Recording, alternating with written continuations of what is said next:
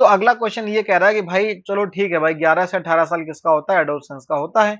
लेकिन ये आखिर एडोलसेंस होता क्या है? डिफाइन द एडोलसेंस, एडोलसेंस को डिफाइन करिए। तो adolescence is nothing is about, और ये है क्या? It is slightly changement. क्या है ये एक चेंज है,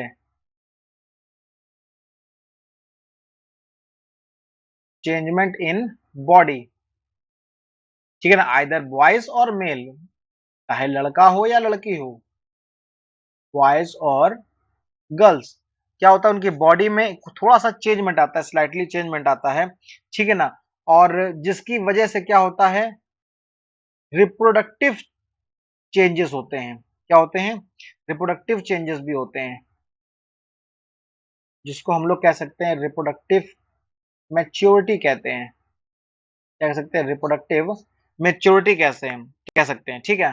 तो बॉयज हैं या गर्ल्स हैं, उनमें क्या होता है ना, 10 साल से लेकर के 11 ईयर्स की स्टार्टिंग से लेकर के 18 साल की एज में क्या होता है? देखो 11 साल के पहले तो सब बच्चे ही हैं, ठीक है ना, चाहे हालांकि बच्चे तो वैसे भी रहते ही हैं, है ना।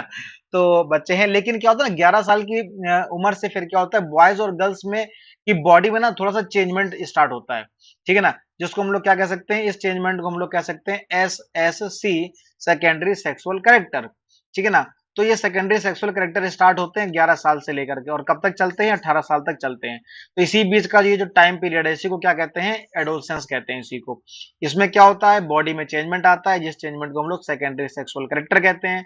क्योंकि इसको सेकेंडरी सेक्सुअल कैरेक्टर कहते हैं, इसीलिए इसको हम लोग क्या कहते हैं? Leading to the reproductive maturity, और इसी को ही क्या कहते हैं? एडोलसेंस कहते हैं, ठीक।